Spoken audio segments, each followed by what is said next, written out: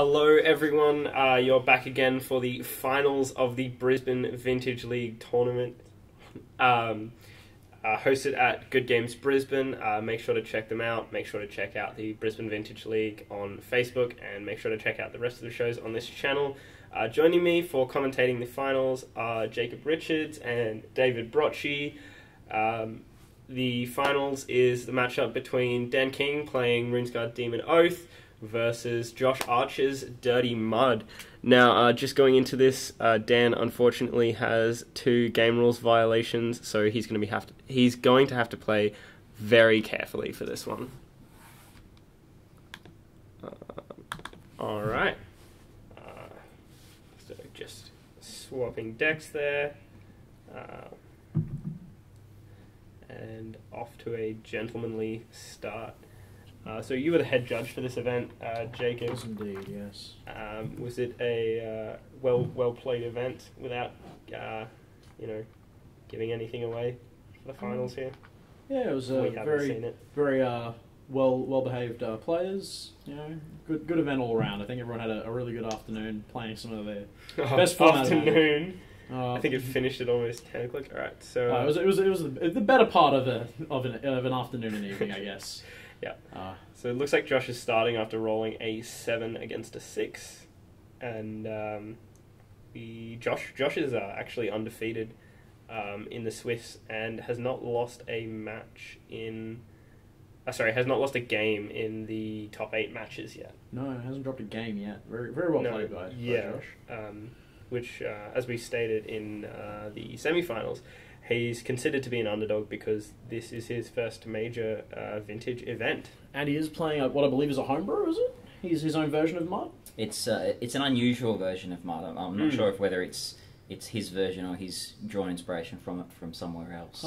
From my understanding, I believe it was something he'd put together himself. Right. Yes.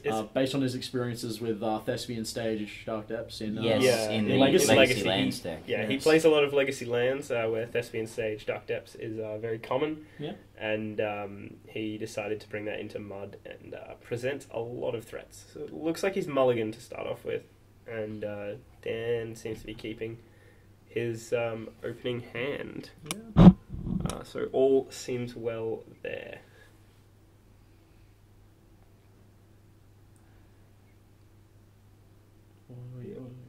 And not quite sure what's going on yet. Just checking Oracle text from a judge for Oath of Druids, I think it was. Don't know. I think he was checking if Oath of Druids was a triggered or activated ability. I believe that is correct, yes. Yeah. I think he's got a Phyrexian Revoker there. From what I've told, yeah. So he's testing a Phyrexian Revoker. Probably not going to play it off the bat. And so he leads with a Buried Ruin. Very nice. Into Sol Ring. Yeah, it's a pretty powerful card. Yeah. Instantly up 2 turns essentially on his opponent. And there's the Phyrexian Revoker. Blind play there. What's he going to name here? We'll find out in just a minute. If I recall correctly, I think that might have been Black Lotus he named there. I think the judge gives us a... I'm not sure about to stick. Yeah, it looks like someone's going to indicate what that is for us. Alright, so Dan off to a bit of a slow start with an island into a Mox Pearl. And yeah, we're getting confirmation from the judge. Alright, Phyrexian Revoker beats for 2. And Black Lotus. Yep, Black Lotus, there we go. So Josh is going to swing for 2, drop a... Strip Mine? Strip Mine, and Strip Mine his island. Wow, okay, so Dan's off to a very rocky start mana-wise. Playing a Mox Emerald, tapping for 3, and paying 2 life for a Metamorph. I would assume not the Revoker. I believe there was a bit of a misunderstanding here. Josh does name... No, I think it's getting forced. Nope, that one gets forced, sorry. Doesn't name anything, because it doesn't resolve. But I would say he probably names Revoker there, or would have tried to name Revoker, and then name Mox Pearl as the additional one, just to really shut him down in terms of Lynch. So there's an Oath, but Dan doesn't have a green mana. source. He's just drawn another island to play. Yeah. Which is fortunately strip mine proof, but unfortunately isn't green. Well, it's not strip mine. Yeah. It's not strip sorry, mine proof, wasteland proof. My apologies. Yeah.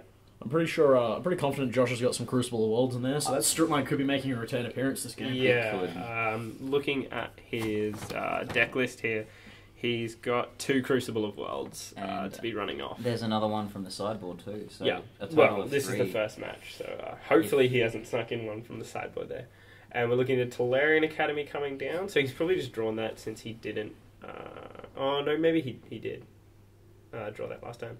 So tapping 2. He's going to try and return that Phyrexian Revoker. Yep. Doesn't look like his opponent's going to stifle, so that's going to be happening. No, we haven't got Ben Conwell sitting in. Yeah. For us in the final. Ben Conwell is unfortunately beaten by Josh. Didn't draw his stifles when needed.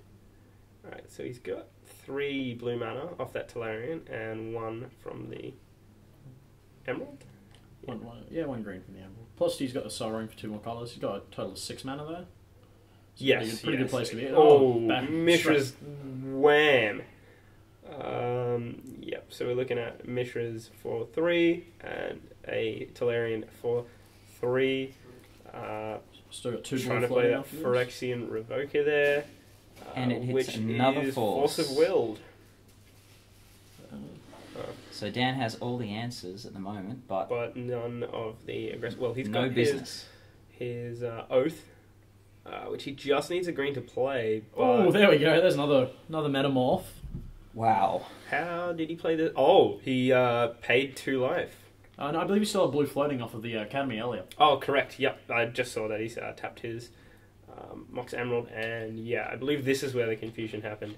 He's naming... he named Mox Pearl. However, that is a Phyrexian Revoker copy, which is naming Mox Pearl. A little bit difficult for the bystanders there. Yeah, I got a little confused. Excuse me. And Dan's going to be taking for a turn.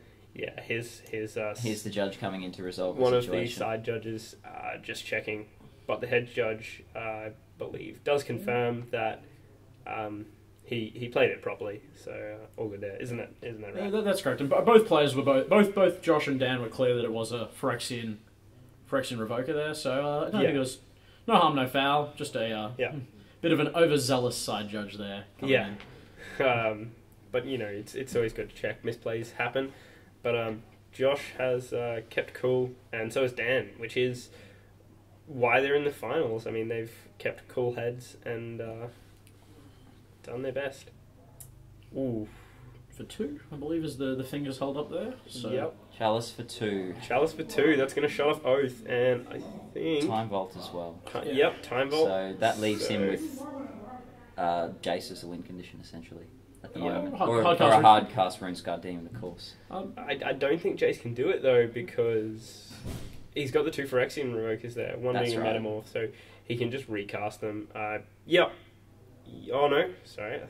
My apologies. I thought they were going for game there. You thought there was a concession coming. But, no, Dan. These are obviously untimed, so... There's a Forge Master coming down as well. Might as well enjoy it. Yeah, Josh is certainly pulling ahead here, and there's no reason for Dan to scoop here. He can see more cards from his opponent, get more of information. But, we don't see. There's the concession. We don't see any of Josh's special tech, as it would be called, which David, you helped him design a sideboard for. I did, but that'll be making an appearance shortly. Yeah. I worked with Josh the night before the tournament and did some testing and discussed some sideboard strategies. So definitely. It wasn't too many changes he made, actually. I think perhaps the only one was the additional Steel Hellkite in the board, which we thought would help the True Name Nemesis matchup. No, definitely. He did come up against True Name Nemesis in the semi-finals against Ben. Yep, yeah, he did. I'm relatively certain he played against when he played Will Wong in the quarterfinals. Will Wong was also had a True Name Nemesis that actually did get killed by a Steel Hellkite. Yes. So very nice. It worked. Worked out for him. Yeah. So Dan has in the sideboard a Hercule's Recall, which I'd expect to be coming in. Probably those 2 Abrupt Decays and maybe not the Abrupt Decays, but probably going to say those Nature's Claims. And I think the Energy Flux. I definitely think the Energy Flux will probably be coming in. Yeah. Not quite sure what he's taking out. Maybe the... Mental Misstep is historically not the best card against Mud, so I'd say that they're going to hit the sidelines. So just trying to find those. So he's got 3 of them. Three Mental Missteps. So yeah, that'll make way for those 3 cards, and one more, possibly the Tezzeret, which we've seen him take out a couple of times. Yeah. Tezzeret's sort of there for the more sort of combo heavy matchups, I'd say. Maybe. Whereas Josh is probably bringing in that 4th Chalice of the Void, I'd say. Yeah, Chalice of the Void for 2 effectively shuts out Dan's deck. Yep. Still Hellkite. I'd probably be chucking in there to deal with Oaths if he gets it out. If he powers it out fast enough, he is running Mud. He'll definitely be bringing in some number of Grafdigger's Cages. Yeah. To shut down the Oath. Yep. I would expect all 4 of the Grafdigger's Cages to be going in there. Yeah. Because Dan, as we spoke about before, is not running Laboratory Maniac. No. So he's not prepared for that sideboard eventuality, and it's going to get him caught with quite a lot in hand, unfortunately. So, that would be a good sideboard card from Josh there.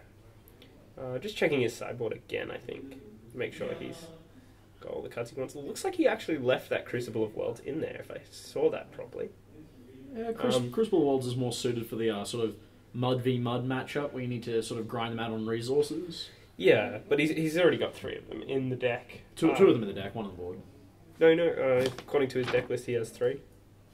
2 in the main, 1 on the board. Oh, yeah. Sorry. What I meant to say there was Chalice of the Void. Oh, yeah. Chalice of the Void's definitely going to be... staying out, which I thought was interesting. My apologies there, viewers. So it looks like he's sticking with 3 Chalice of the Voids and some unknown cards going in there. You can see Josh is a big Magic fan. On his left hand there, you'll see the mana symbols of the 5 colours of Magic. Yeah, that looks like it hurt. I would not be keen to get one of those done. Yeah, Josh is a tattoo artist himself, so lovely. I'm sure he's not unfamiliar with the pain involved. Yeah, and I believe that very nice vintage Moxen playmat there is drawn by him as well. So great. Oh, nice. Lovely artist. Great. There are some Josh Magic tattoos floating around the place. Yeah. I know Ben Conwell, who we saw in the semis and quarters, has a metal worker on his ankle. On his calf. On his calf, sorry. Yeah. And I know that Will Wong's got the Sensei's Divine top that says Legacy Vintage on his arm. So. What would you guys, if you were going to get a Magic tattoo, what would it be? Oh, if I was going to get a Magic tattoo, I'd actually go for the Jester's cap that's in Josh's sideboard here. Yeah, you did mention you're a big fan of that card. Yeah, it's such a funny card just to surprise people with and get rid of combos, which... I don't know if Josh has decided on running that yet, but we might see come in. Because it would be good. It could take all 3 of his Runescar demons. Yep, and that would be a whole flip. Or it could take the Vault Key and yes, yeah, disable that type of combo and take most of the other Oath types. He's got the... he has the Buried Ruin, so if he's very far ahead on board, he might be able to recur that, and if he's in total control... we might see a Crucible of Worlds just going back for that yet again. That's right. Slowly dirtling away his deck. Yeah, you may think it's a one-off, so it doesn't appear that often, but bear in mind Josh's deck does have 4 Expedition map, which makes accessing... for Buried Ruin. Yes, for Buried Ruin. Makes accessing all these one-off lands really, really easy. Yeah. But back to the tattoo question. We haven't heard from Jacob. Jacob was going to get a Magic tattoo. What would it be? It'd definitely be the flavor text for Cunning Wish. Ah. Yeah. So either the Judge Fall flavor text or the original flavor text, both are quite good. Big fan of that card. Care to maybe one on each arm? Probably just get one of them on the back. I think. Okay. Not too visible, you know. What's the flavor text from your favourite one? Trying to remember the exact wording. I don't want to mess it up. It'd be very embarrassing. We might oracle that flavor text later. Yeah. It looks like they're about to start, so it does. We'll get and back to Dan's taking a mulligan, but I believe Josh is keeping. Yeah. And on the note of tutoring for those one-off cards, we do have to remember that Josh has he has a lot of one-off artifacts in his deck. He does have the Cold Arthur Forge Master build. Yes, indeed, he does. And that build has a sort of terrifying explosiveness they can put out. Like, you know, a few mana rocks in Mishra's Workshop turn 1 into Cold Earth the Forgemaster, and turn 2 facing down some pretty terrifying threats. I think he's running... There's a Sundering Titan in the list. That's probably the biggest threat that he can deploy. Yeah. Yep, there's one Sundering Titan, which should deal with most of Dan's lands. If he plays it correctly, he can always... those dual lands can be pinged for both. That's right. So that's quite a dangerous one to come out. He does also have the Steel Hellkite. He's got the Steel Hellkite, the Wormcoil Engine, and even the Cold Earth Forgemastering for a Lodestone Golem can sometimes be enough to shut an opponent out of the game. That tax effect is quite potent. It is. Oh, absolutely. Speaking of which, he has 2 Thorn of Amethysts in the sideboard, which might be quite a good card to bring in against Dan, who is effectively trying to cheat his Runes Guards into play, and at 6 cost have been hard cast, but are unlikely. 7 cost. 7 cost. Yes. Sorry, my apologies. But Dan is Josh is mostly playing creatures, so it shouldn't affect him too much. But we've kicked off now with Dan on the play, Laser Misty Rainforest, and it seems he has a Forbidden Orchard in hand. I can see on the top. Yep, and I'm unsure what else. I think I can see an Oath there. And there's a good play. Is that a Grafdigger's Cage? That is a turn 1 Grafdigger's Cage off a Mox Emerald. Yep. Oh, and a Lotus. Wow. Ooh. An explosive turn 1 on the cards. With absolutely no land, Josh is laying out a beatdown. Oh, Mana Crypt as well. That's wow. 6 mana turn 1 is certainly... This is a start that Vintage is sort of known for. Ooh. And there's an Expedition map. Yep, no, that's a 3-goal. That's a Trinisphere. Oh, is that a Trinisphere? Yeah, wow. There's a Trinisphere. That is quite a backbreaking card. Yeah, Dan had absolutely no answer for that. Quite a dangerous card, which, like you said, Dan unfortunately doesn't have an answer for. Makes everything cost 3. Force of Will costs 3, even if you cast it by exiling a card. Josh is taking damage there. Josh, Mana Crypt. Yep, taking 3 damage. Let it be known that odds is damage for a Mana Crypt. But that's drawn into a Mishra's Workshop. Okay, so lovely. I'm a little bit confused because he's not playing anything else. Now, just checking, is Mana Crypt only going to damage you if it's untapped? Sorry, if it's tapped? No, Mana Crypt is always at the beginning of Upkeep, so... Okay, it's is it Mana Vault that deals 1 damage if it's tapped? Correct. Yes, that's correct. Okay, there we go. Yep. Now, so Josh is powering out a... So Dan's thinking he's got he's got a Time Vault and he's got 2 Oath of Druids and what looks like a Tolarian Academy and another land in hand. So he certainly has a couple options here. Looks like he's going to fetch. So we're still not sure what he's playing, but I'd imagine that the Oath or the Time Vault is going to be coming down now. Yeah, I would probably say the Time Vault, since he's got that Forbidden Orchard in play, and he can just get a Rune Guard out and sit fairly pretty. Unfortunately, though, for Dan, he does have to deal with this Grafdigger's Cage before anything's coming out of his library. That's true, and that Grafdigger's Cage is probably going to lock him down for a bit, so he might just play the Time Vault in that case. It's an interesting choice that he's gone for the Underground Sea over a green mana, because green mana would leave him open to an out of an Abrupt Decay or a Nature's Claim, whereas now he's sort of very vulnerable to Wasteland, with that Forbidden Orchid being a right target. I don't know if that was necessarily the right play, but we'll see how it goes for him. Yep. Does he have an Abrupt Decay in hand? He doesn't have an Abrupt Decay in hand, but he should keep himself open to his outs, obviously, because Abrupt Decay is a card in his deck. I would imagine I believe he sided them in. I think. Yeah, they're at the sideboard, but they do have a... Abrupt Decay would kill anything on Josh's side of the field right now, so it would be a handy card to have. Yes, yeah. Especially to deal with that Trinisphere if he wants to power out, or even Grafdigger's Cage.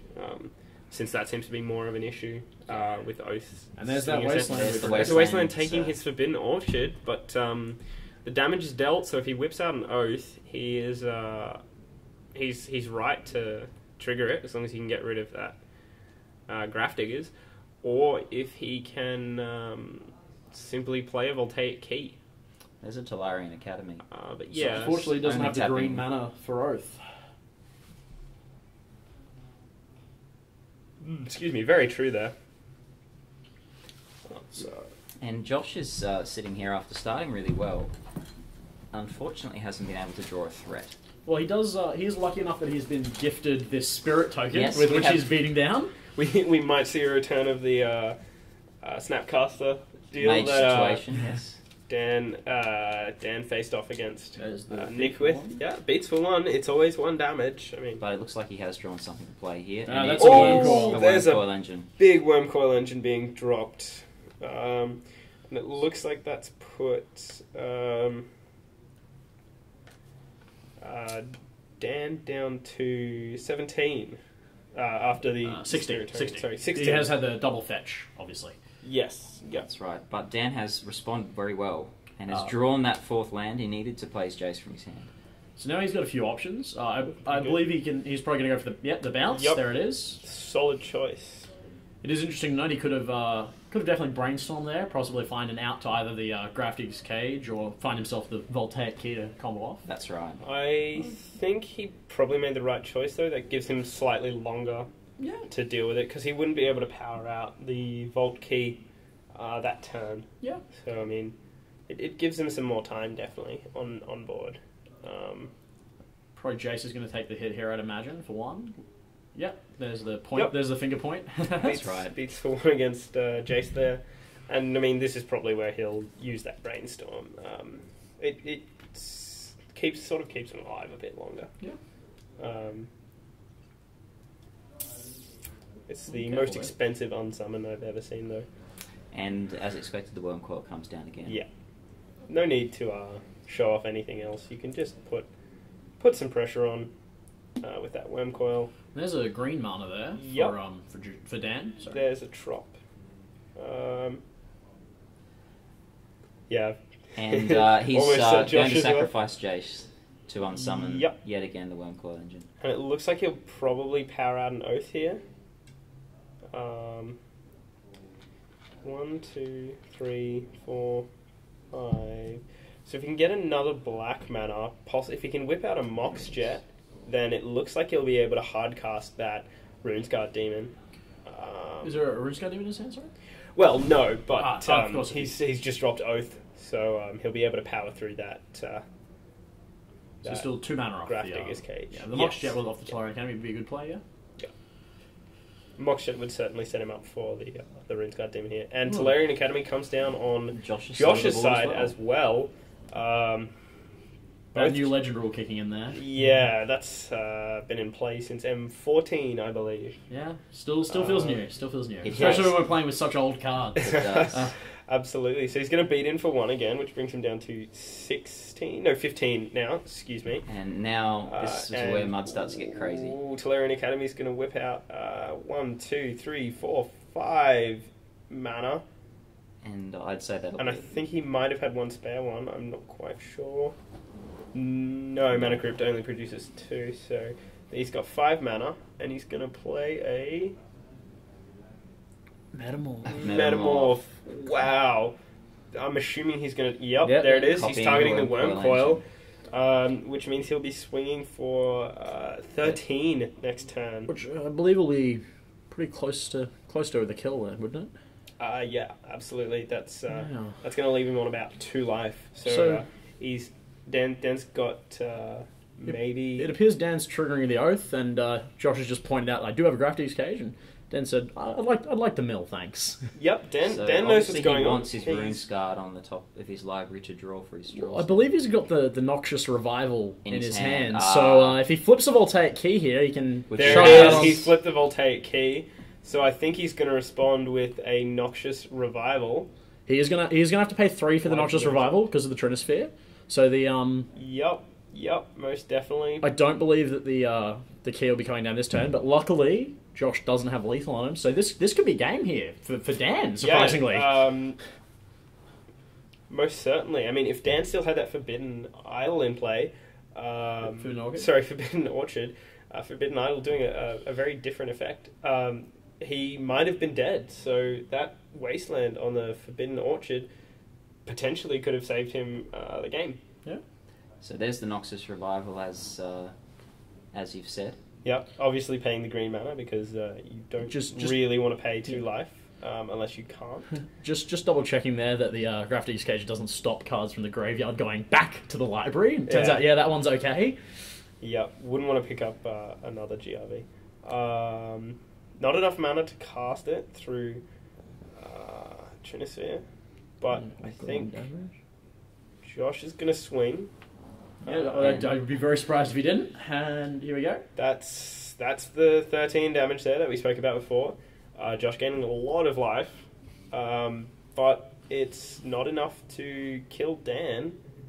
And I think that's going to be Infinite Turns his game. Yeah, Infinite Turns is pretty dangerous. Yeah, gives Dan rather. Sorry, Whew. I messed that up. Gives Dan all the time he needs to. And there's the scoop. Josh has scooped. So that's and they're going to go to game 3. One apiece, I believe. Yes, it is. And for our viewers, this is a best of 5 game match. Correct. All of the others were best of 3 game matches, but this is because this is the finals. Yeah, this is you don't want this someone is the final. To There's a Mox Emerald and a play. DCI foil mana crypt at stake here. I believe this is actually our first of 3. Yes, this is first of 3. First you of are 3. correct. First of 3, not best out of 5. Because if there's any draws, they will keep playing. But first of 3 wins. Very difficult to get a draw in this. No one's playing Dragon, so. And no one. I don't believe I didn't see any Flame Rifts or Crypt Rats, so I don't think we'll be seeing any draws. No. But and also it's vintage. You never know. These matches are untimed, so they've got all the time in the world to make their plays. However, you can still be done in for slow playing. So I'd like to give that single Noxious Revival in Dan's deck a special mention because it's done a lot for him today. Absolutely, it's recurred an Oath of Druids. It's returned an opponent's brainstorm, which was going to be flashback with Snapcaster Mage. Yep. And it's then allowed him to use the Oath trigger very effectively to mill the Voltaic Key and then return it on top draw. Yeah, that was some fantastic playing by Dan. He really knows the ins and outs of his deck, and it definitely shows. If anyone deserves to be in the finals, I would say it's these two. That's right. Both have been playing very well throughout this event and through the matches leading up to it. So I don't think we've seen any additional sideboarding coming in. It doesn't seem so. Both players seem to be happy, whether it be on the draw or the play with their current sideboard setup. But Josh gets to be on the play again, and we all know that Mud is. I believe it's favoured on the play. Oh, heavily favoured. Heavily favoured. just because it can come out with big plays, and the only answer really is a Force of Will. Well, as we saw, he did have 6 mana on turn 1 that last game. That's right. So it's absolutely brutal. It's not something you want to mess around with if you don't have the appropriate matchup. Just slotting in those cards. So I've checked out Cunning Wish just while we're waiting for these guys to finishing up. The original one, I'm assuming. I believe so. So he just to confirm, he wished for knowledge, but not for the will to apply it. Correct. Yeah, that's the one. It did come back to me during that game. Final one from Judgment. I'll see if I can find the alternate. I believe that the Judge for one is the foolish wish for that which they desire, the cunning wish for that which they require. Is the flavor text on the Judge one. Very good. Yes, big fan of the card. My favourite Legacy deck does run Cunning Wish, the old High Tide. Indeed. Jacob's the resident High Tide expert here in Brisbane. In the absence of...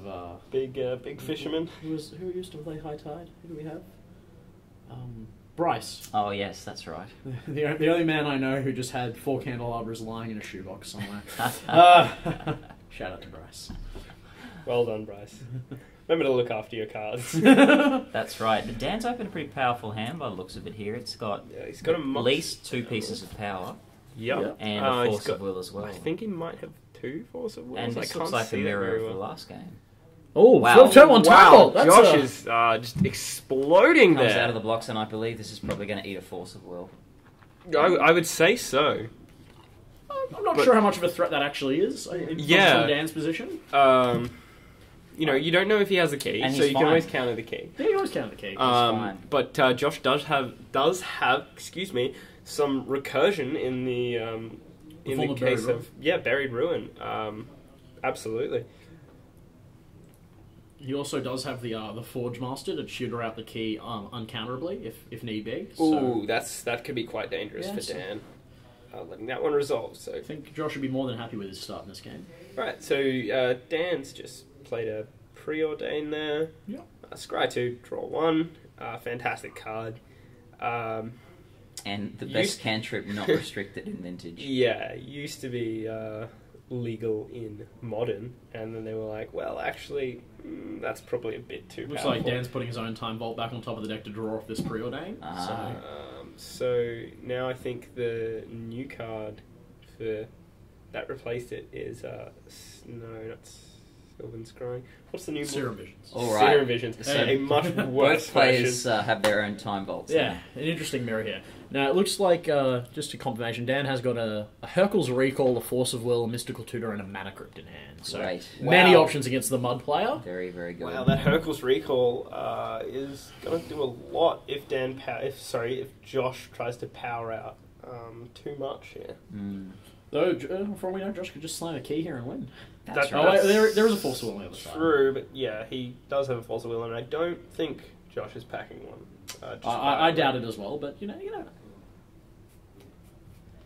Josh, considering his options, 2 floats 2 mana, and is that a Phyrexian Revoker? That is a Phyrexian Revoker. I Okay. wonder what he's going to name. I have a feeling he might be naming Time Vault. There you go. There you go. He's got one of his own, but he's a little bit too afraid of it, so he's going to name Time Vault. And certainly a good name, because I believe that Dan's deck probably has a lot more ways to find the Voltaic Key than Josh does. Correct. Of course, he does have the Runescarred Demons off his oaths. He's got the Demonic Tutor, a Vampiric Tutor, whereas Josh sort of just has his...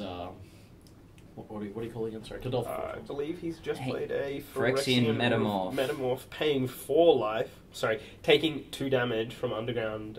Ancient Tomb. Excuse me. And paying the 2 life for Phyrexian Metamorph. Checking if it comes into play. And I believe he's going to Is he name... going to okay it?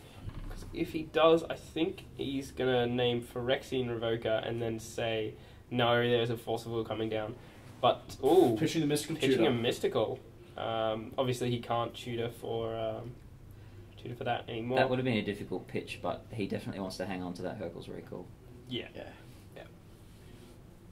Or he could have let it resolve and then simply paid the mana next turn to Hercules.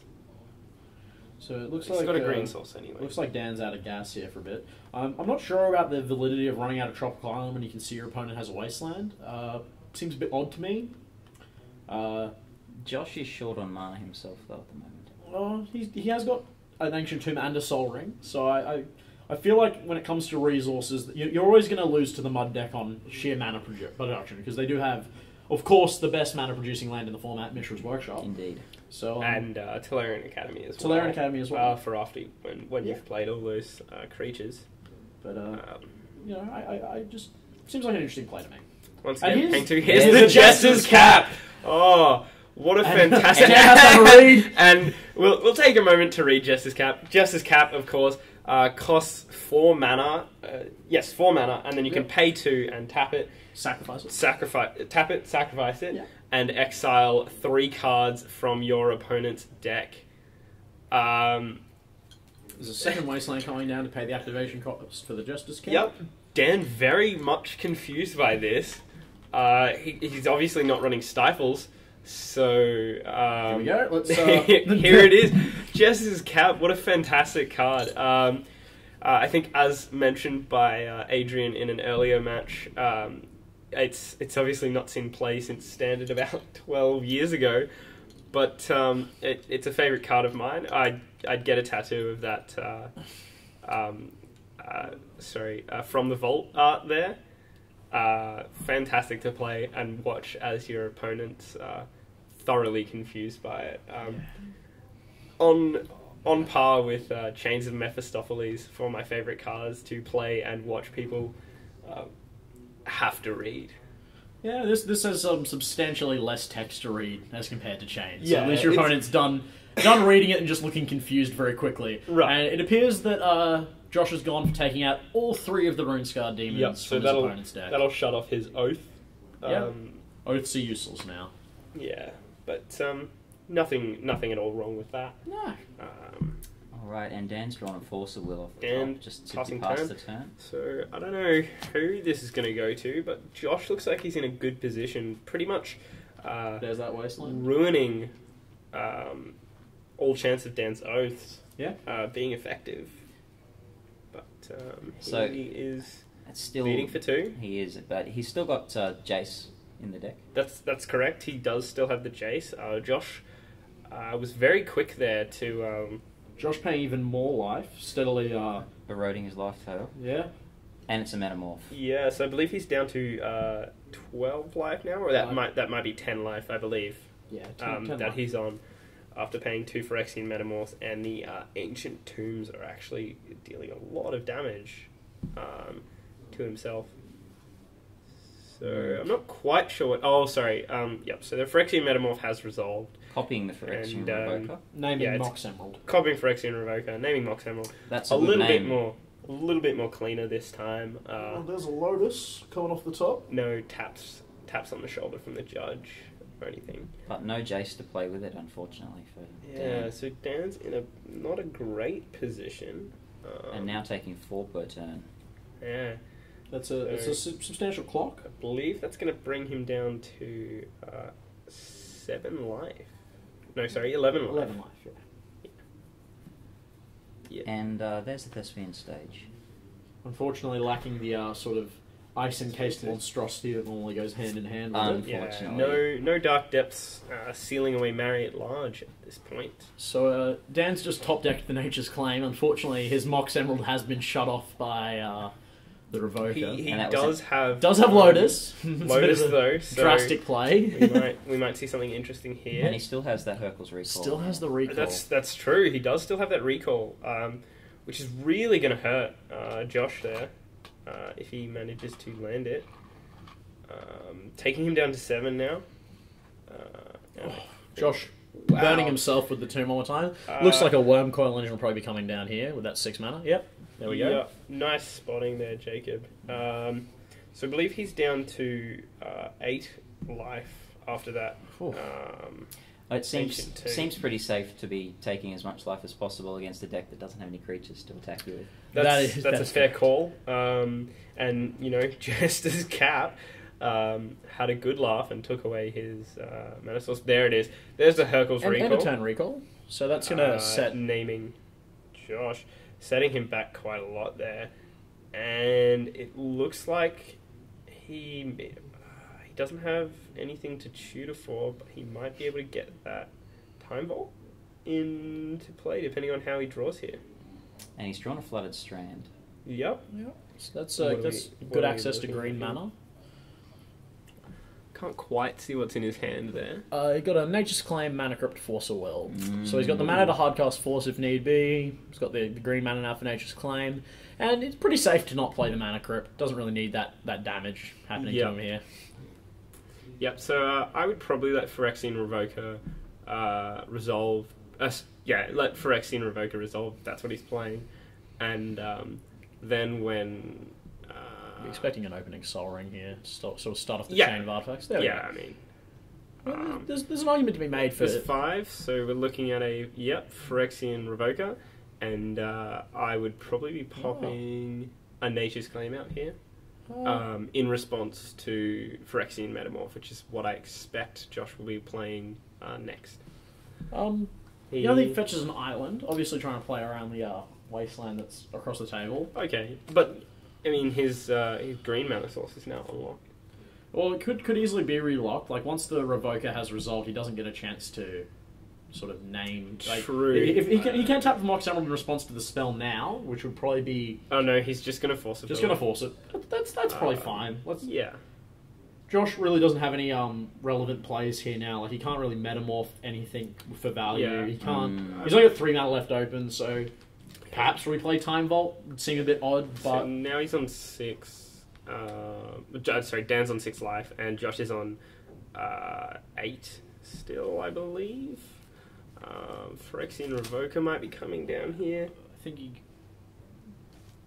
he goes to 8 now off the tomb. Might be...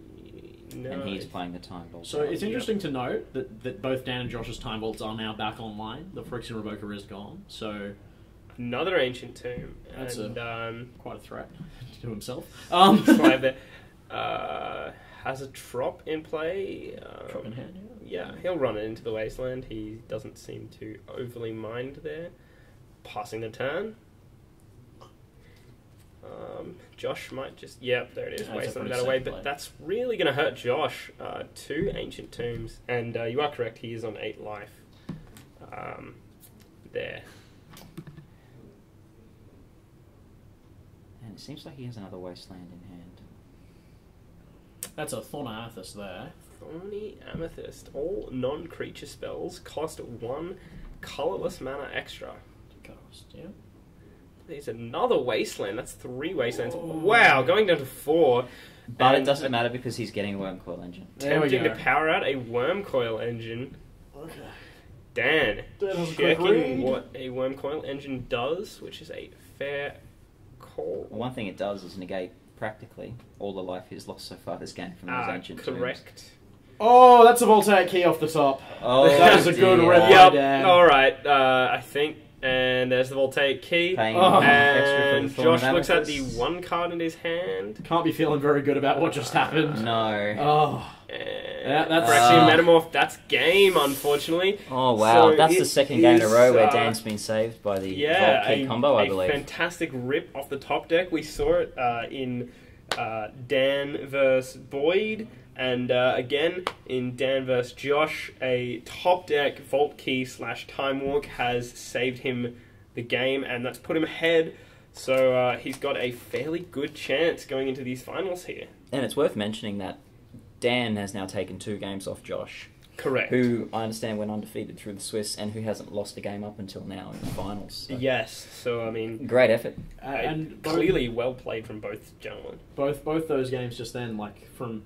What most people would have assumed was just a sort of a lock-in for Josh. Like, Josh did have very advanced board presence, had the tax effects, the Graph Digger's Cage in game 2. That's right. And just, Dan got there. That just shows the resiliency of the Oath deck. It is. Dan is certainly a master of piloting. Yeah, he's no stranger to Runescarred Demon Oath, and he's going back to the board.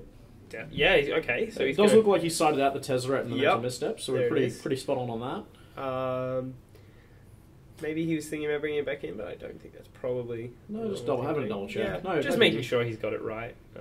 And he's happy with that. And Josh, again, doesn't seem to be too unhappy with how he's boarded. He's shuffling up. Josh is quite happy with that Jester's cap in the main board. But again, even that wasn't enough to save him. We had... Dan was up against it and pulled it through.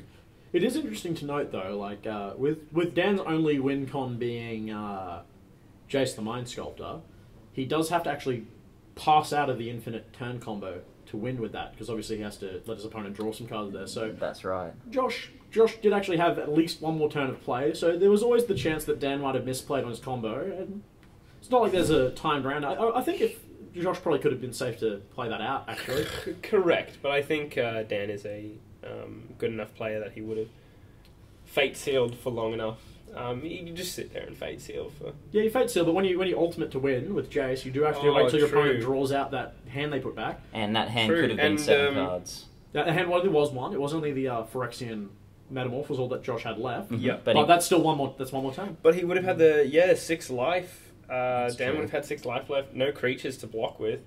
If he'd played safe, he would have had the answers to the Wormcoil. He could have bounced it with his Jace, like ticked it up enough, and then started taking it down again. Yeah, so I think Dan. There's always room for error. Dan was correct in his plays. I figure when you're playing on the line for a Mox Emerald, you should probably play the smallest percentages for your wins. Yeah, just like Dan did against that Graph Digger's Cage in game 2. Yes, that was very very well played. He's definitely well on that. But Josh is a little bit newer to the Vintage format, so perhaps he was not as prepared to go for the slow game. He is playing Mud after all. It's rather quick, and he plays it quickly as well. He is from Gympie, so he probably has to get back there after this event and doesn't want to spend. He did actually have to drive back. Yeah, I understand he arrived fairly late after the final. It takes about 2 hours to get back up there. Oh wow! I think it's a bit longer than that, isn't it? A bit longer, maybe 2 and 2.5.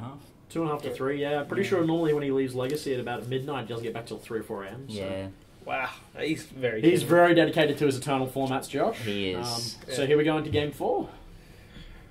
All right.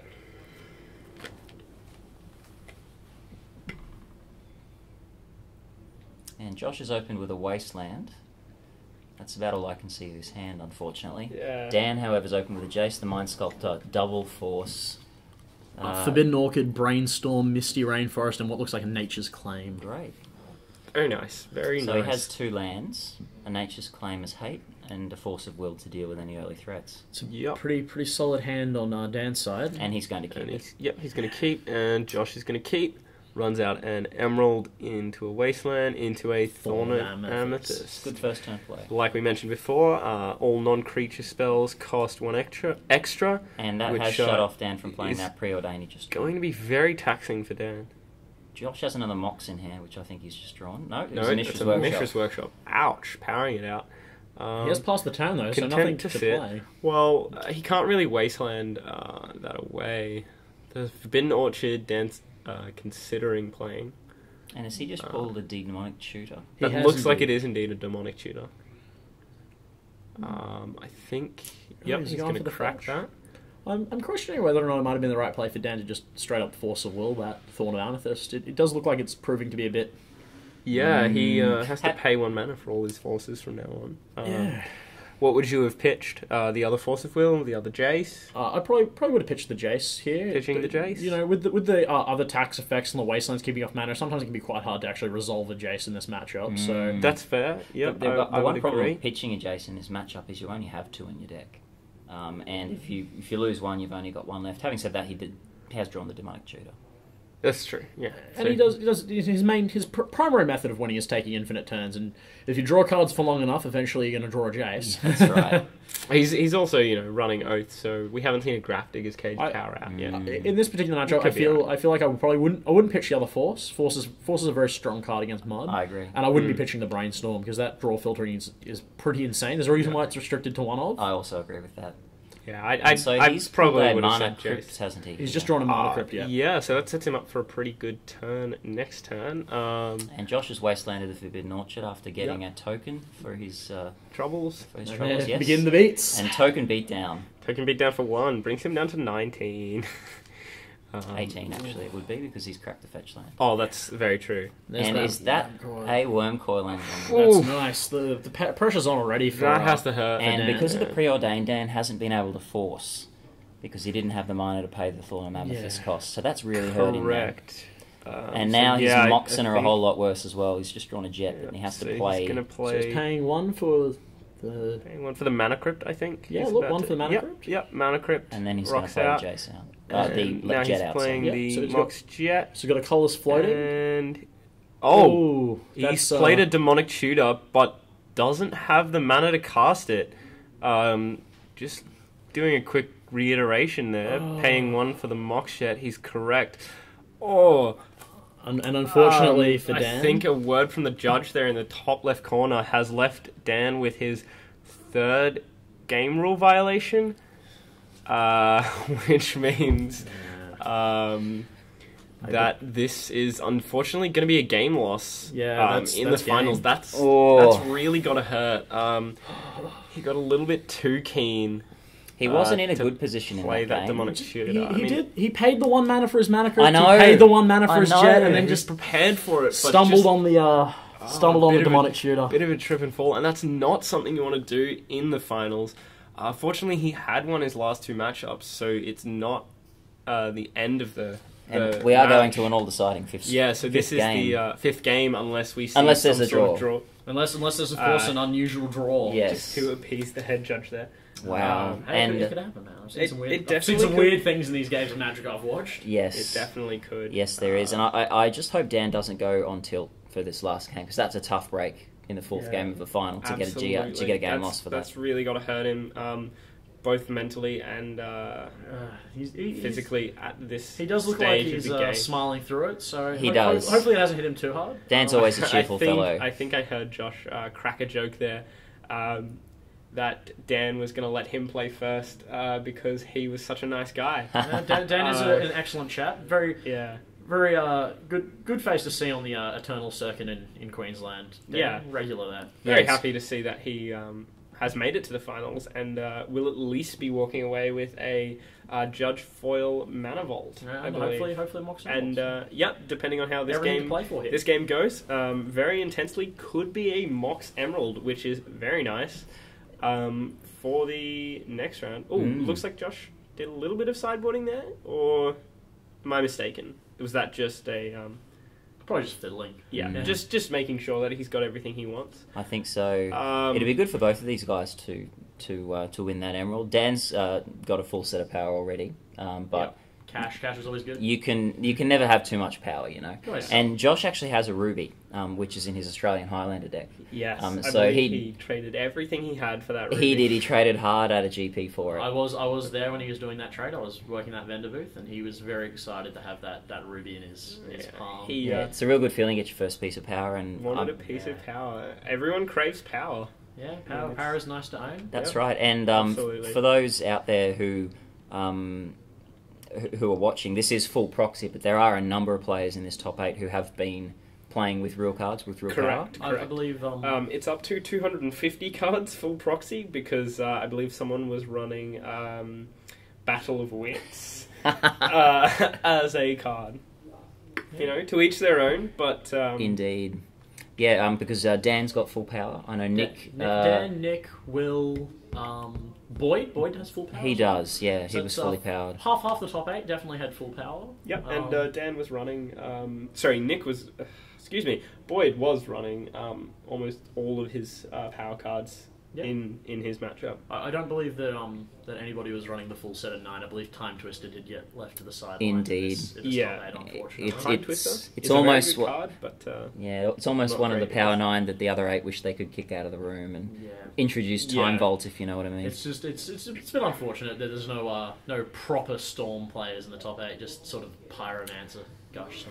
Anyway, here we go on game 5. All right, and Dan's on the play, leads with an underground C. And it looks like he's got a Brainstorm there. Josh taking the obligatory 2 damage from playing that Ancient Tomb. And a Soul Ring. It's familiar first turn for Josh. He's played a lot of turn 1 Soul Rings. It's almost reminding me of a lot of Commander matches I've played. And it's a Crucible. Crucible of Worlds. And that's a Force of Will. That's a Brainstorm, actually. Oh, sorry. He hasn't tapped mana for it yet, but I think Josh is about to point it out to him. And Crucible could be quite powerful, Josh as we quite mentioned. nicely pointing out that he needs to pay for that one before he gets another game rule violation. That would have cost him the game. So I think we'll let that one slide there. Good show of sportsmanship there from Josh. Wants this to be decided on the merits. I believe he mentioned it's not a good way to win when Dan got his game lost. I mean, Josh was in a very good position, but certainly still would have... That doesn't mean Dan would have necessarily lost, as we saw in the previous 2 matches before that. There's a Forbidden Orchard, and there's an Oath of Druids. Oh, wow. Turn 2 Oath. Can't get too much better than that one out. So now Josh is up against it. Crucible of Worlds has survived. Yeah, Crucible did make it through.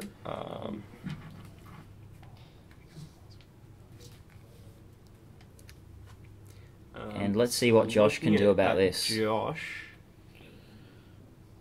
what's he gonna play? He's got 4 mana there. Hasn't played a land yet. Has a Wasteland in hand. Yeah, Wasteland from what is I can certainly see. Yep. Here comes the beat for 1. Very big fan of the old combat step, Josh is. Indeed. Yeah, you know. And there's a Lodestone Golem in hand, I see. That's not going to help him here, though. No, that doesn't really deal with Oath. Perhaps if he had a Grafdigger's Cage, he might be able to do that one. Plays the Wasteland. Wasteland's the Orchard.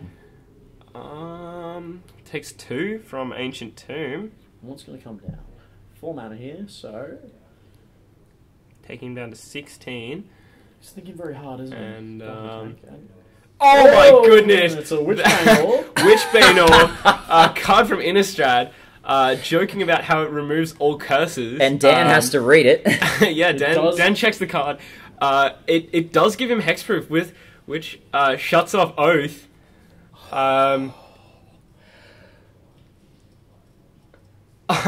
It sounds like Josh doesn't quite understand that Oath of Druids doesn't trigger from because of his hexproof. Does have to target. Does have to target. It does have to target. And he can't target because of the hexproof, so yep. Can't trigger his oath.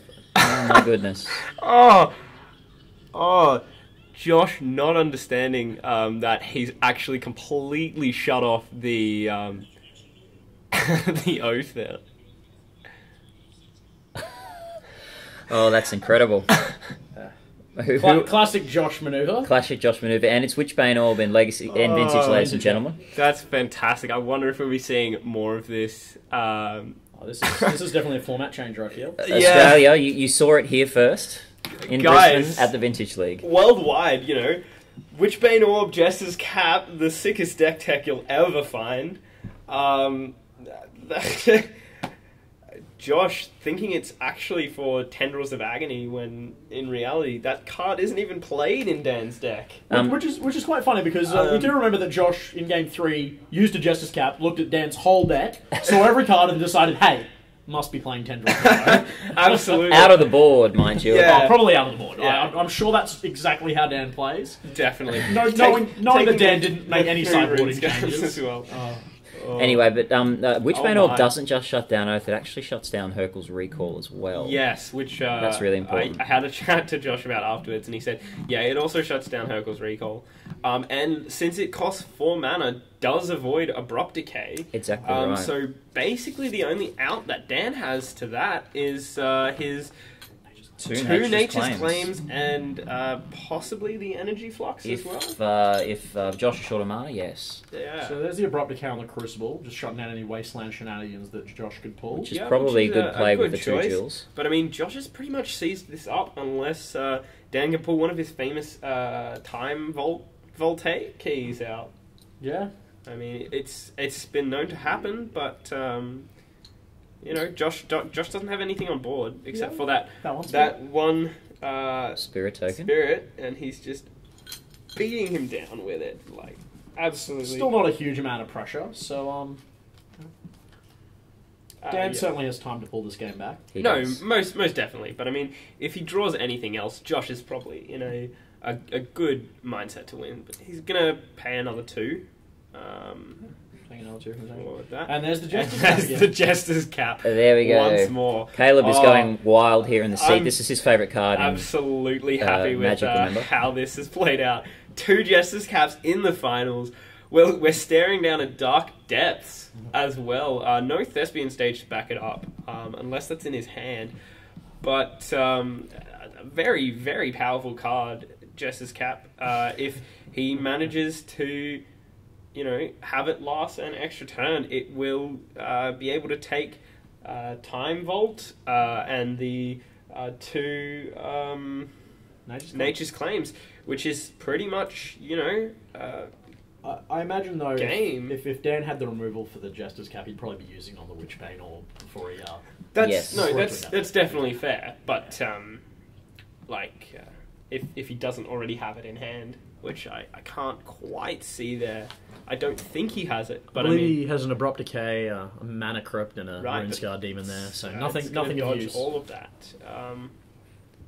Yeah. So who would have thought Witchbane Orb and Jester's Cap? The 2 one-offs in the sideboard, putting you in a good position in Vintage. Abrupt Decay. He is Abrupt Decaying the Soul Ring, which is fair, making him pay 2 extra life for that. Jester's Cap is a good way to go. Yeah. I mean, he might just damage himself out of the game if it comes down to it. I think maybe on the topic of tattoos, I bet you Josh should be thinking about getting a Jester's Cap tattoo. Yes, that is true. He might beat you to it, Caleb. Absolutely. I reckon it would fit well across someone's back.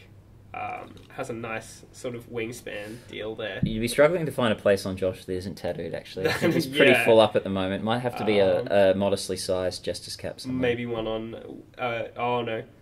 He's got some space on his left hand there. Yes. Don't you think that'd be giving it away a little bit, though? You're the Jester's Cap guy. No one will ever expect it. No. Yeah. It's so overt, it's covert. I believe it's the Sherlock Holmes quote there. I think that is. Alright, so he's popped the Jester's Cap. Oh, it's just and now he gets brutal to see if he can figure out the line that we're talking about here. Yeah, so he will probably figure out that Dan's only outs are that, he took the RuneScarred Demons last time. He has the Time Vault on top, so he's at least decided that he's taking that. Yeah, so he took 3 RuneScards last time, but obviously finding only 2 of them there, since we saw one in Dan's hand. That's right. The appropriate play is... And he's pulled a Nature's Claim out to the front. Yeah, so it looks like... I think, there's the 2 Nature's Claims. He took a peek at Energy Flux, I believe, and he's just going to check. I mean, he's got all the time in the world. He can pay for Energy Flux with the Ancient Tomb, so at least he can keep the Witchbane Orb alive. Just for long enough until he draws more mana sources and doesn't have to sort of shock himself every turn. Having a look at Memory's Journey there.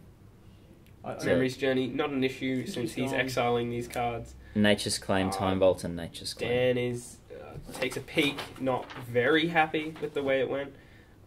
And obviously, that's pretty much all of his outs now. There's a Lotus going down. There's a Black Lotus being slammed. Cracking it, he says. 4 mana. Lodestone Golem. Wow! That should sort of lock things down. Got some board presence. I mean, that's 5 a turn. 6 a turn with the... Sorry, 6 a turn with the Don't token. forget that Spirit Token. It does work. And Dan pulls another Oath off the top. If he wasn't beating with the Spirit Token, he wouldn't have got him down to 2 life. And if Josh had have played that game out, he... Like Jacob said, might have won that unlimited turn. Yeah. One where he previously played a Jester's Cap, but I'm pretty sure this one's in the bag. There's another Oath. Yeah, there's another Oath just in case, he manages to find a way to deal with that Witch's Orb, but things are looking grim for Dan. Beat for 6, he says, and that brings him down to 10. It's so unfortunate that Dan had to get a game rule violation. Metamorph paying 4 for another Lodestone Golem. And that's game. a 1-turn clock, I believe. If Dan doesn't win this turn, which he can't because he doesn't have either piece of the key, there's nothing he can do, really. I don't believe he has any outs to this, and I think we'll be seeing the handshake in a minute. I think he's gonna hand it over. That unfortunate GRV is a bit of an upset for a finals match, but there's the handshake. So obviously this was played at Comp REL, however with and there's another handshake just to seal the deal. And Josh with Dirty Mud takes out Brisbane Vintage League. Yeah, very Dirty Mud, but a nice brew that he's pulled out. Just leaving that Witchbane Orb and that Jester's Cap. That's right, that's right. Oh, just a bit of salt in the wound. And there he goes. Alright, hello everyone who is joining us now after that fantastic final of RuneScarred Demon Oath versus Dirty Mud from Josh. Josh obviously emerging victorious and claiming a Mox Emerald while Dan King gets to collect a Foil Judge Mana Crypt. That's right. Yep. That's right. That's some decent prizes. Very nice. Yeah, very decent nice prizes cards. for a league. Brisbane Vintage League. Yep, Brisbane Vintage League. Guarantee you'll have a great time playing. It's fantastic. We do allow for 250 card proxy if you want to run Battle of Wits. I wouldn't recommend it, but there's still the option. Make sure you check them out on Facebook if you'd like to apply for the next event. Make sure you also check out Good Games Brisbane and obviously the other shows on this channel. Please like and subscribe to get future content. Hopefully we will be able to provide you with legacy events every week. And also any other additional events such as GPs or the next Vintage League that rolls around. And I believe there is another one coming up, which I've heard, which has been rumoured to have a prize pool of a Mox Pearl if anyone is looking for one of those. Everyone's always looking for power. Yeah, everyone wants a piece of power. Everyone wants a piece of power. It tempts everyone. And easy to play. All you need is 75 magic cards and a printer. Yeah, absolutely. Just print out some nice color proxies, so they look good on camera, and you might even get onto the finals footage. And once again, also a big thank you to Jacob for judging the event. Thanks, Jacob. There were some hard calls, unfortunately. Yeah, it had to be made there. In the end there, with that GRV, but it is Comp REL. We do hold it to a high standard. Yeah. And that's the price you've got to pay for getting a piece of the power. All right, join us next time.